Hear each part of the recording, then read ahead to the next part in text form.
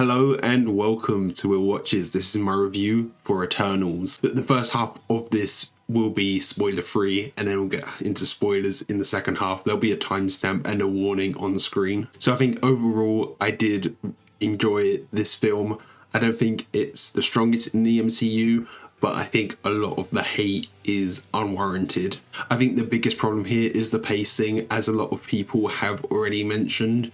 It just seems like there's a lot of build-up for the movie. Because there's such a big cast, you need to introduce all of these characters and get to know them before the payoff at the end. It's just, if you think the build-up towards the payoff at the end is worth it, I think it was worth it. I really enjoyed the final act, especially some of the final fights, but it's all of that build-up beforehand is quite slow and tedious to get through, and it just depends if it has that emotional payoff for you. I think this might be a controversial opinion, but I actually enjoyed this more than Nomadland, Chloe Zhao's other film, which was Best Picture winner. I have a reaction on this channel as well.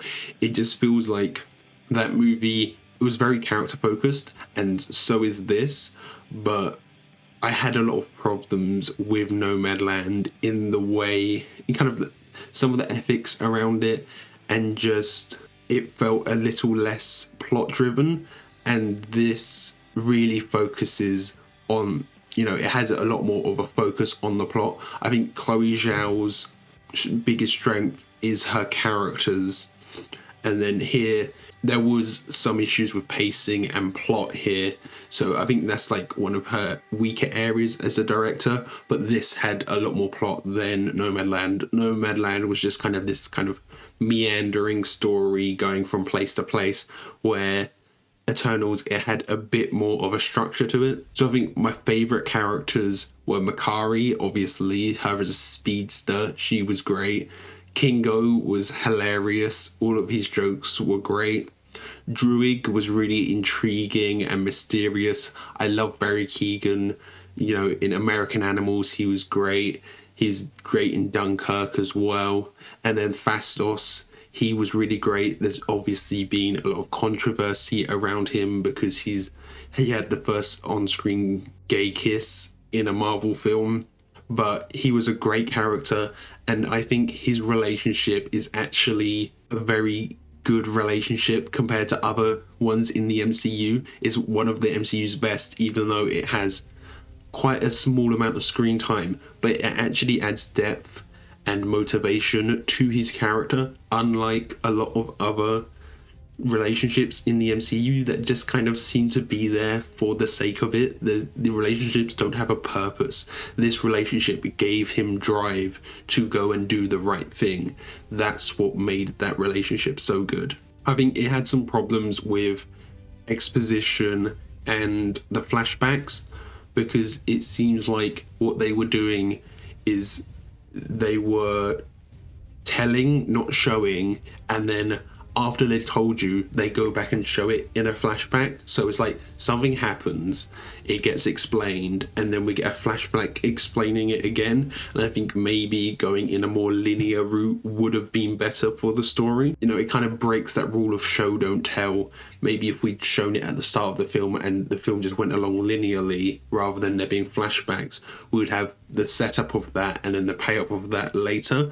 But a lot of the times we're getting something explained and then we're going back to explain it after. I think visually it was just as good as I was expecting. Nomadland, that was one of its best features, was how it looked visually, and there's a lot going on here that's really good from the visual department, especially with the CGI. I've seen some people complain about the CGI, but I didn't have any issue with it, especially during the fight scenes and the final finale fight scene. That was really good. I think potentially one of the best visually fight scenes in the MCU, and it actually had some character depth as well.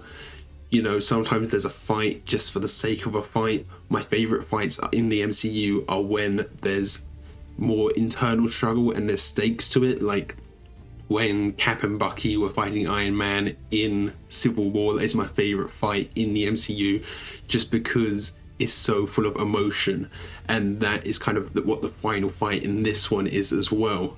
So that's really good. I think another weakness here is the Deviants. As a villain, they don't really do much for the story. They're just kind of there to fill this role at the start, and then you kind of just forget about them as the film goes on. I think visually as well, all of the kind of space stuff with the Celestials is really great, especially the sound design when we see these kind of giant beings, how the universe was created by them and all of these things. That's really cool. There's like this sense of scale and epicness with all of these more interstellar moments, I guess, about the origin of the universe, and just seeing all of the Celestials, all of this big outer space stuff. That was really cool. Okay, I think that's everything I have to say for non-spoilers, so I'll be moving on to some more spoilers now. So I think, first off, a highlight of this movie is the final fight with Ikaris. Ikaris versus Makkari was just amazing. Seeing the speedster power being used to its full extent here. She was just beating him down after he had like blasted Druig and she thought Druig was dead. I'm really glad he wasn't, by the way. I was worried that he was dead. I love Barry Keoghan, so I was really worried that we'd lost him there. But that scene was great. I just wish that was longer, honestly. I wish the fight with Ikaris was longer and we just got to see a bit more of the characters teaming up against him, you know? And then with Ikaris, I am wondering if he's dead or not. I thought it was a bit on the nose, the flying into the sun, but it was still cool. I'm just wondering if he can actually survive that. I have a feeling that he can, and we might see him again later at a later point, but I'm not sure. And then on the end credit scene, I am actually really surprised that they confirmed that Eros was Thanos' brother. I thought that would just be something that they just kept in the comics. So I am wondering how that plays into the future of the MCU, you know. Is he secretly a villain? Is he actually a really good guy? I know he's kind of like this playboy kind of character, so he could turn, you know, have an evil turn in him, I guess, in the future. I just don't know at this point. And I've seen some people say this, and I kind of agree. I feel like the final scene of the movie felt like it should have been an end credit scene where Dane and Cersei were walking along, and then she gets taken away by the Celestial. That just felt like a bit of a cliffhanger. It felt like something that would be an end credit scene, you know?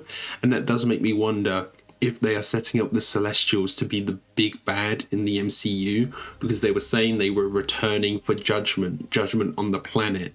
So I am wondering what form that will take. And part of me feels like maybe that could be setting up Galactus in some ways. We know they're kind of playing fast and loose with the idea of Celestials because Ego was a Celestial. And then the scale of the Celestials, they do remind you of Galactus. So maybe they could retcon Galactus into a Celestial, and then he's going to come to Earth to try and eat it. Or like he's a Celestial that's gone rogue, or something like that. So that could be a setup for Galactus in some way. And then the final end credit scene, we get the confirmation of Blade in the MCU. I just wish we had actually got to see Mahershala Ali. You know, we only got the off-screen voice, so I think that just went over a lot of people's heads if you didn't already know before going into the film about that end credit scene. So I wish we would have seen him. They could have teased his design a bit, or just like maybe just a close cut to just his glasses or something. That would have been cool. Just something a little bit more than just his voice I wish we'd got. And then in terms of the characters, I think I really loved Don Lee in Train to Busan, and I felt like he was kind of wasted in this. He just didn't have a lot of screen time. He had a really cool power. There's this moment where he like stomps on the ground and you see these rocks rise up, and like when he's fighting this deviants, he is really cool. But I just wish we had got a bit more of his character and he wasn't killed off so easily. I'm worried that Don Lee, you know, is he always just going to have all of these self-sacrifices? I love a good self-sacrifice, but I want to see more of him as an actor. And then of course, is he actually in a relationship with Thena, or is he just like deep in the friend zone? I don't know. That was a weird situation. It seems like a lot of people were thinking that they were in a relationship, but then they say they were friends quite a bit as well. They kind of left that up for interpretation, I guess. Now, my biggest downfall with this film is I think the characters that they chose to focus on the most were the least interesting. I felt like Ikaris really fell flat for me as a villain. He just didn't have much personality. I wish we had got a bit more of him before the downfall and everything, because the whole time he was just kind of very quiet and stoic, and it just felt like it was quite obvious what was coming, him taking like a darker turn.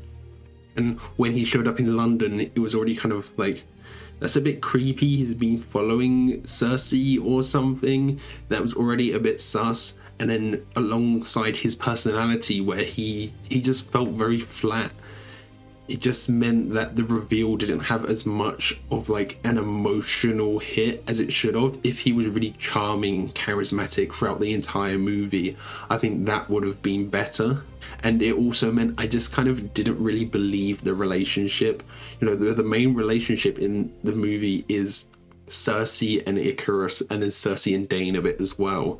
But I felt like all of the other relationships were so much more believable. Makkari and Druig, they were barely on screen together for the movie, but there was so much chemistry there.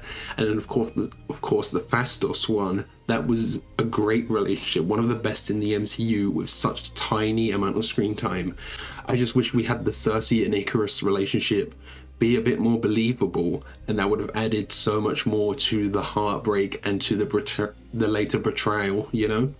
And then Cersei as well, I enjoyed her powers and I enjoyed certain aspects of her, but I don't know, there was just something that I didn't quite like her as a main character, I guess. All of the other characters in the Eternals have so much more personality, and I guess, you know, maybe they wanted her to be a bit more of a blank slate for the audience to attach to, but I wish we had got a bit more personality from her as well, because I love all of the other ones. Kingo, Phastos, Druig, Makkari, they're all so funny and they just feel like real people. They have so much personality, and it just feels like they chose to focus on the wrong characters almost. Before the movie had come out, people were theorizing that one of the Eternals was going to be bad. I thought it was going to be Druig, just because of Barry Keoghan as an actor. He can be quite menacing. I feel like he could play a villain quite well. And even Druig as a character, he does some morally grey things. But I thought, you know, there's this moment where he's going away from the Eternals, and there's this gorgeous scene where he's walking down this staircase and everything. It was just a gorgeous scene when he's like leaving the Eternals. I thought, oh, that's them setting him up as a villain, especially because of his powers as well. It just made sense for him to be more villainous, but I'm kind of glad he wasn't. Maybe we would get that in the future, but it doesn't seem like we will. I wonder if that was a bit of a bait and switch done on purpose by Chloe Zhao, or if that was, I don't know if that was planned or not, you know?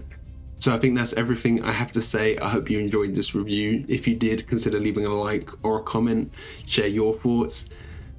So yeah, thanks for watching. Bye.